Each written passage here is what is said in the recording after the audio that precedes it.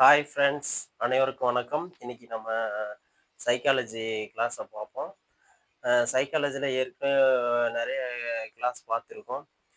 புலன் காட்சி, புலன் உணர்வு இதை பற்றி பார்த்தோம். இந்த கிளாஸில் நம்ம என்ன பார்க்க போறோம்னா அறிவு வளர்ச்சி கோட்பாடு. அறிவு வளர்ச்சி கோட்பாடை பற்றி ரெண்டு பேர் சொல்லியிருப்பாங்க. அது யார் யார் அப்படின்னா ஜீன் பியாஜே, ப்ரூனர் அப்படிங்கிற ரெண்டு பேர் வந்து அறிவு வளர்ச்சி கோட்பாடை பற்றி சில படிநிலையெல்லாம் சொல்லியிருப்பாங்க. அதை பற்றி தான் இன்னைக்கு பார்க்க போகிறோம்.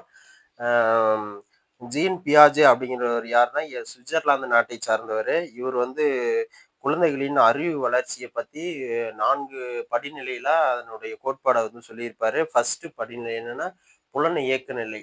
புலன் இயக்க நிலை அப்படிங்கிறது எந்த வயதுல இருந்து எந்த வயது வரைக்கும்னா 0 to 2 வயது வரை வந்து புலன் இயக்க நிலை. அடுத்தது வந்து செயல் முன் பருவநிலை.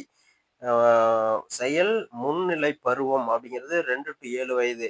இது வந்து மன செயல்பாட்டுக்கு முந்தைய நிலைன்னு சொல்லுவாங்க. மன செயல்பாட்டுக்கு முந்தைய நிலைனாலும், செயல் முன்னிலை பருவம் அப்படின்னாலும் 2 ஒண்ணு தான். இது வந்து 2 to 7 வயது. அடுத்து வந்து திட்டமிட்ட செயல் பருவநிலை. திட்டமிட்ட செயல் பருவநிலை வந்து 7 வயது முதல் 11 வயது வரை. அடுத்தது வந்து முறையான செயல்நிலை பருவம் அப்படிங்கிறது வந்து 11 வயது முதல் 15 வயது வரை. இதுதான் வந்து 4 படிநிலையா வந்து ஜீன் பியாஜே என்பவர் வந்து சொல்லிருப்பாரு. அறிவு வளர்ச்சி கோட்பாடு. ஜீன் பியாஜே அறிவு வளர்ச்சி கோட்பாடு 4 படிநிலை. புலன் இயக்க நிலை 0 to 2, செயல் முன்னிலை பருவம் 2 to 7, திட்டமிட்ட செயல் பருவநிலை 7 to 11, முறையான செயல்நிலை பருவம் வந்து 11 to 15. இதுல பாத்தீங்கன்னா புலன் இயக்க நிலை 0 to 2 வயது குழந்தை எப்படி குணங்கள் இருக்கும் அப்படின்னா, குழந்தையானது வெளி உலக பொருட்களில் இருந்து தன்னை பிரித்து அறிகிறது. குழந்தை தனது செயல்களில் அல்லது நடவடிக்கைகளுக்கிடையே உள்ள தொடர்பினை அறிந்து கொள்கிறது. தனது நடத்தை சூழ்நிலையில் என்ன விளைவுகளை ஏற்படுத்துகிறது என்பதை அறிந்து கொள்கிறது. தனது நடத்தையினால சூழ்நிலையில் வந்து என்ன விளைவு ஏற்படுது அப்படிங்கிற செயலை வந்து ஃபர்ஸ்ட் தெரிஞ்சுக்கிறது குழந்தைகள் அப்படின்னா புலன் இயக்க நிலை 0 to 2. தன்னுடைய நடத்தையினால இப்ப குழந்தை 0 to 2 வயது குழந்தைங்க என்ன பண்ணும், தனக்கு எதுவும் தேவைன்னா உடனே அழ ஆரம்பிக்கும். அழ ஆரம்பிச்சுனாவே அதுக்கு உண்டான தேவையை வந்து அது பூர்த்தி செஞ்சுக்கணும் இல்லையா? அழுகுது அப்படின்னா அதுக்கு பசிக்கும். உடனே வந்து பால் குடுப்பாங்க. இதுதான் வந்து புலன் இயக்க நிலை. அதாவது தன்னுடைய தேவையை வந்து தன்னுடைய நடத்தையின் மூலமா அது பூர்த்தி செய்யும். அதான் வந்து புலன் இயக்க நிலை 0 to 2 வயது. அடுத்தது செயல் முன்னிலை பருவம் அப்படின்னா 2 to 7 வயது. இந்த வகையான குழந்தைகள் வந்து சொற்களை பயன்படுத்துகிறது.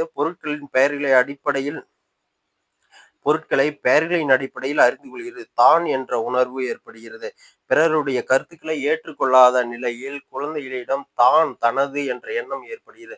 2 to 7 வயது குழந்தைகள் பார்த்தீங்கன்னா, தனக்கு தான் என்னது, என நான் அப்படின்னு அந்த ஒரு உணர்வோட வந்து எண்ணம் ஏற்படுகிறது. நான் எனக்கு தான் வேணும் அப்படின்னு சொல்லும். அடுத்து வந்து திட்டமிட்ட செயல்நிலை பருவம். 7 to 11 வயது குழந்தைகள். இந்த குழந்தைகள் எப்படி இருப்பாங்கன்னா, முறையான எண்ணம், சிந்தனை திறன் வளர்ச்சி, சொற்களுக்கு இடையே உள்ள தொடர்பை அறிந்து கொள்கிறது. அது 7 to 11 வயது உள்ள குழந்தைகளை நீங்க பார்த்தீங்கன்னா தெரியும். சொற்களுக்கு இடையே உள்ள தொடர்பை வந்து அறிஞ்சிக்கும். முறையான எண்ணம் இருக்கும்.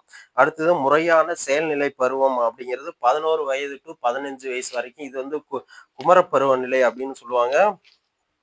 குமரப்பருவநிலைன்னு சொல்லுவாங்க. தெளிவான சிந்தனை, ஆற்றல், கருத்து ஆகியவை வந்து தெளிவான சிந்தனை இருக்கும்.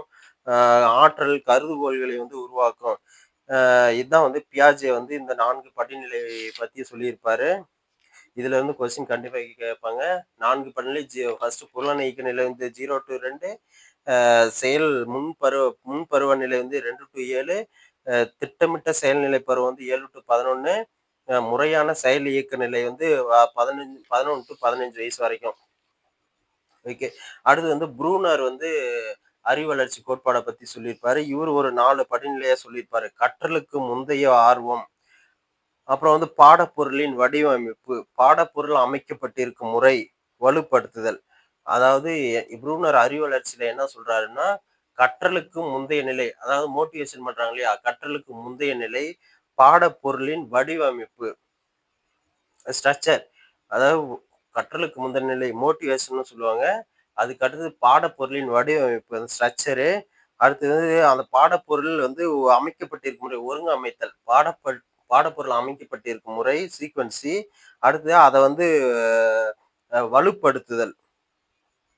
இதுதான் வந்து ப்ரூனரின் அறிவுவளர்ச்சி கோட்பாட பத்தி சொல்லியிருப்பாங்க. அடுத்தது வந்து காரண காரியங்களை ஆராய்ந்து அறிதல்.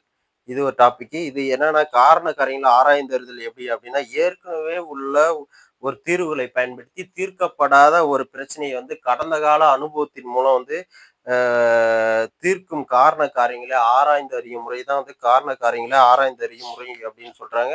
Okay okay friends. இதுல வந்து இந்த அறிவு வளர்ச்சி கோட்பாடுல ஜீன் பியாஜே அல்லது ப்ரூனர் இது 2ல எது எப்பயுமே ஒவ்வொரு கொஸ்டின் கேட்டுட்டே இருப்பாங்க.